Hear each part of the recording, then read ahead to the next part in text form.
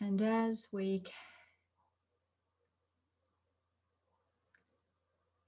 become freer from the entanglement of mind and thought, and we see mind and thought for what it is, wonderful, very useful tools.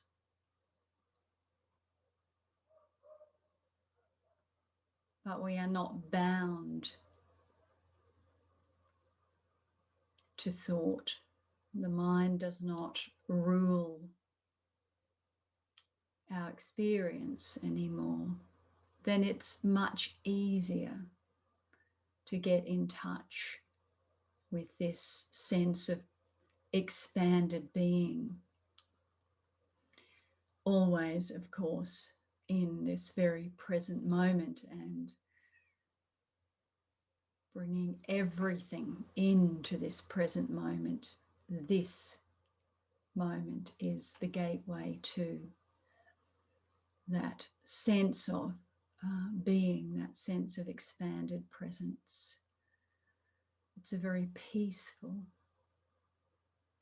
calm, blissful state.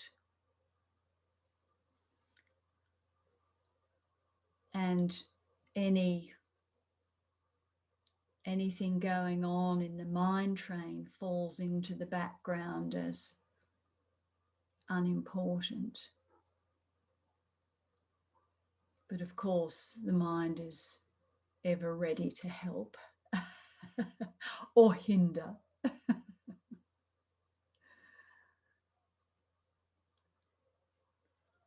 But it is by that breaking our identification with thought, with ourselves as the thinking mind, is so important for us to come into a beautiful place of peace and expanded presence. And everyone will have a different way of describing that, and maybe we can even share that tonight.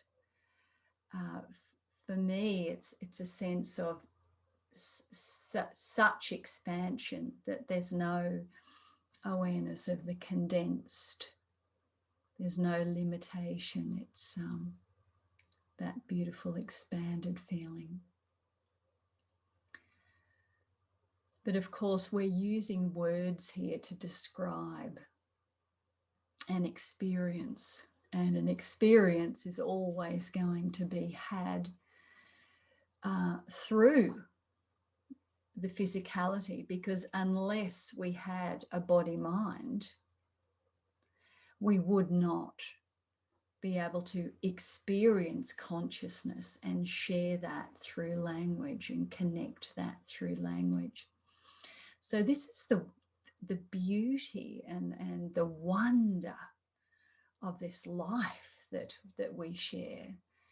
You know, we've been given this miraculous body, this conduit through which to express and experience and share, and ultimately experience the peace and the oneness of consciousness.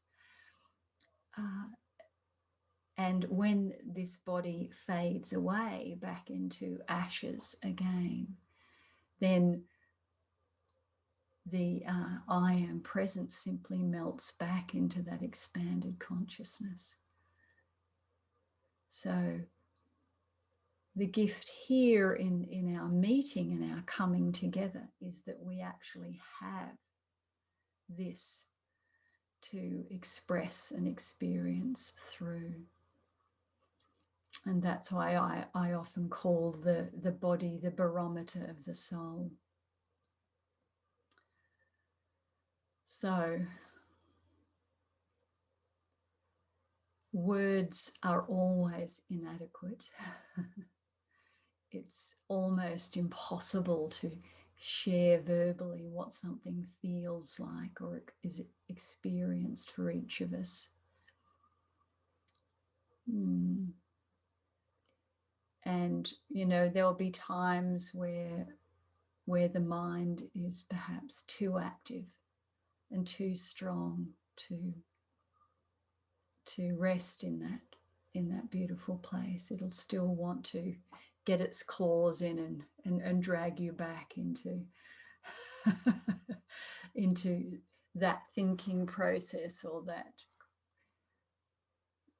whole process that goes on, that ties us into knots. The brambles, I think we called it, when Ish was clearing brambles in his in the lane near his home. It was probably a year ago, that conversation, but I still remember the brambles. Yeah. My mind is always very active. And there's something for me coming up around denial, that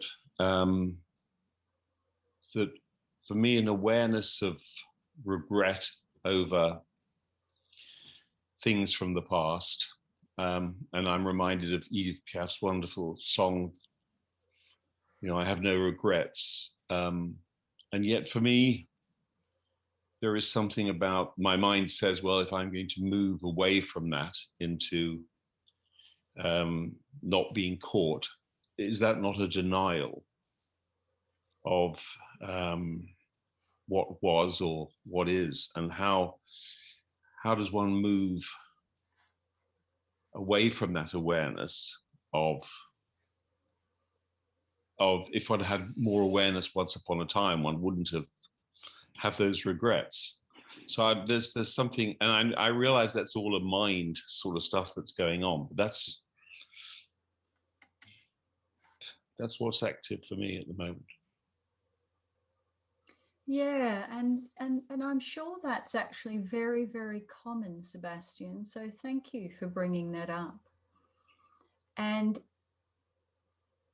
the first thing that comes to mind, of course, and I'm sure you would agree if you just logically thought, we can all go back with the wisdom that we have now and see what would have been perhaps more appropriate in the past.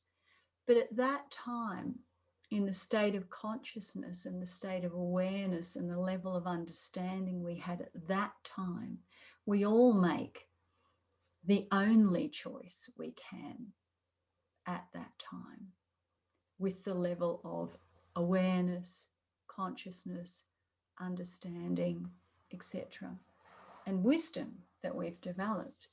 And of course, now you have greater wisdom. And the thing about regret is it's an energy that will drag you down. It's an energy that will always hold you away from joy. And there's something in regret that's a little bit like self-flagellation, self-punishment. It's almost like when the psyche wants to keep holding on to regret, it's not allowing us to move into joy. And rather than regret, that perhaps calls for deep self-love and forgiveness. And before we can have that, there is acceptance of, you did the best, or we did the best, or I did the best at that time, with the understanding, the wisdom, and the awareness that I had. And now, of course, with the wisdom and understanding I have now, I would make a different choice given that same situation. But that's just not how life works. And is it? And, you know, if we all wanted to go and try and find a regret, we could all, you know, we could all summon one up, I'm sure. But to what end? To what end? And would that benefit now? Because that lies in the past. And the past is history. It's a story that we keep telling ourselves. And that story is complete. It's finished.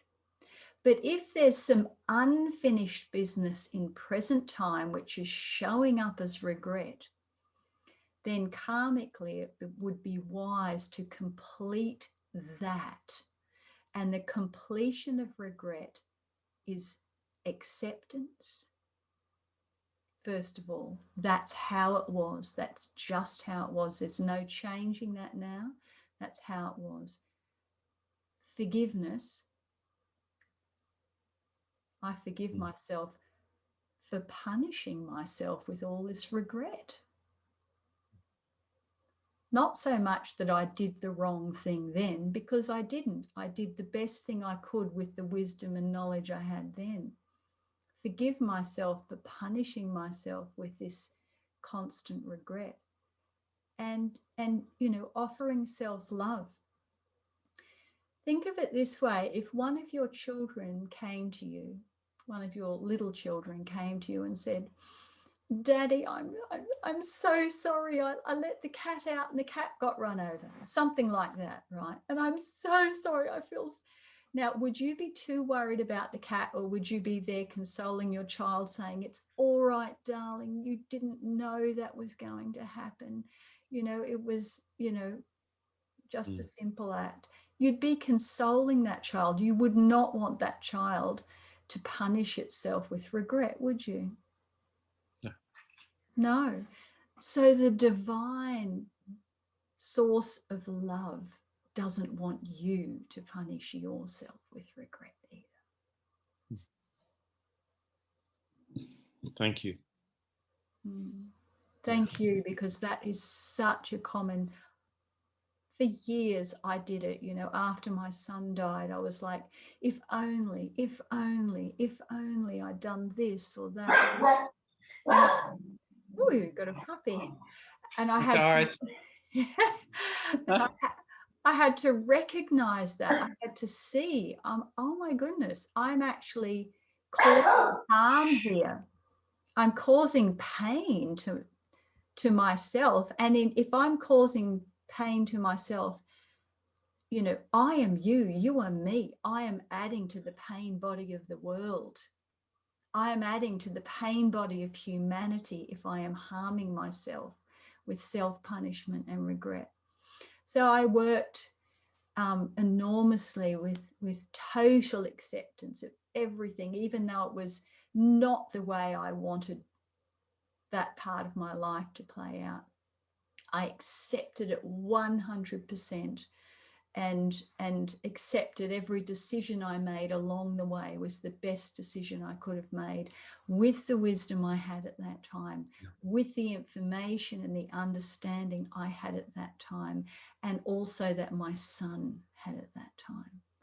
And in that there was this deep natural forgiveness that occurred in the acceptance of everything exactly as it was. And then, only then, I felt that karma was complete, and that there was peace, and that there could just be love around that. Such a good question, Sebastian, such a good point to raise, because if we really want to complete things in this lifetime, and we can only reach that place of peace, of deep presence and peace, if things are completed. And this is one of the most important things to complete, is to let go of all regret, to see through it, to see the uselessness of it, to see the damage that it does, and to see how it blocks us from receiving the love that is there for us to receive. Thank you.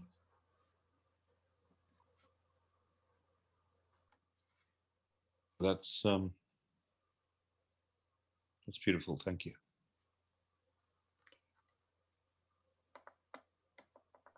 I think something that often comes up in spirituality is a false sense of humility. And I think it can be quite related often to religious indoctrinations from the past, that we should punish ourselves, that we should feel bad about things, that we're innately bad.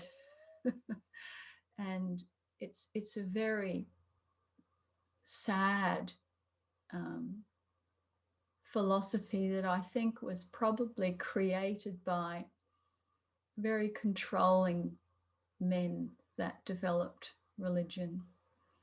And it was developed to control the people. But it is anything but loving. I was reminded today of St. Francis of Assisi, you know, when he came back from the war, and he was quite damaged and horrified by what he had seen in the war. He had PTSD, post-traumatic stress syndrome or disorder. And for him, that was an initiating thing to see how evil humans could be to each other, to how hurtful they could be to each other, that, you know, he walked away from his wealthy family and into nature and just wanted to be around the natural world. And the natural world, of course, is very sattvic. And the sattvic energy in yoga and Ayurveda is that energy which is balanced with nature. And it doesn't go against nature. And of course, nature can be wild as well, but nature always balances itself out. And yeah, it's a beautiful story.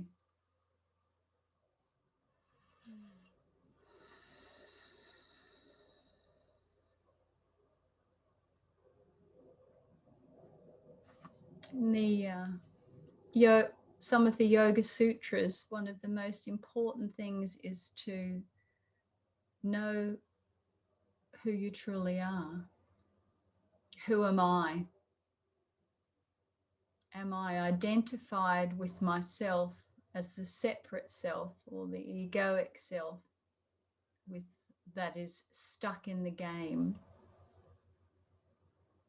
Or do I know that I am consciousness itself? I am.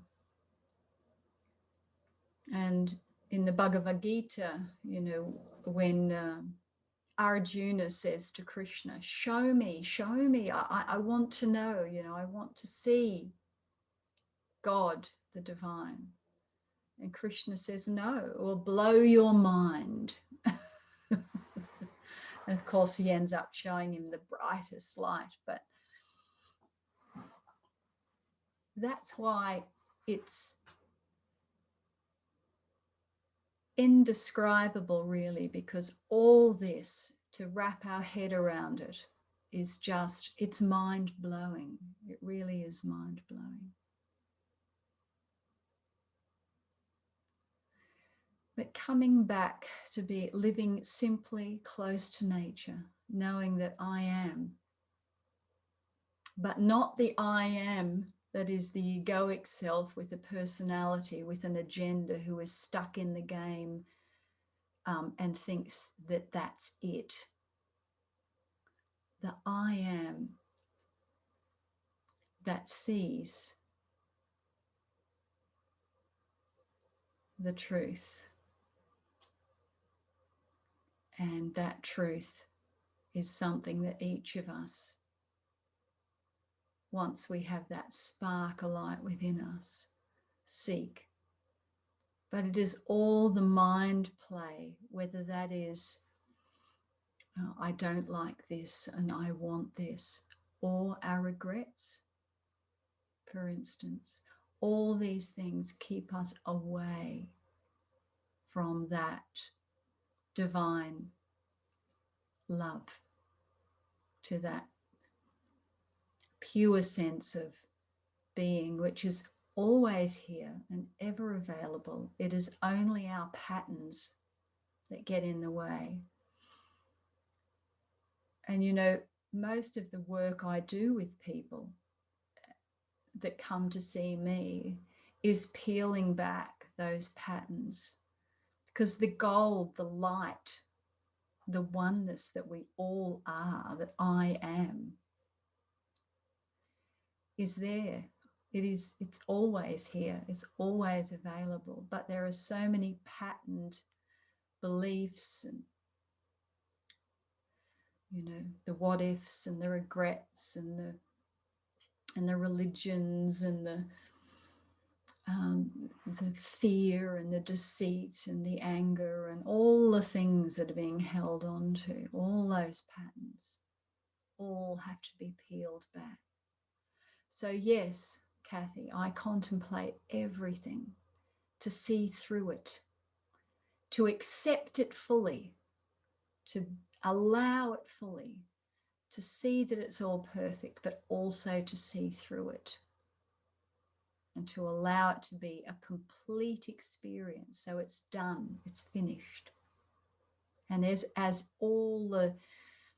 everything is complete, or all the karmas are complete, we become freer and freer.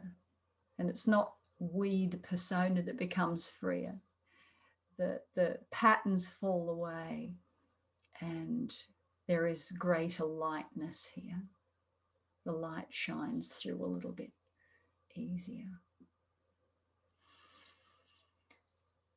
Thank you, everyone, for your beautiful presence and your light, and our light, the one light. We'll see you next week. Namaste.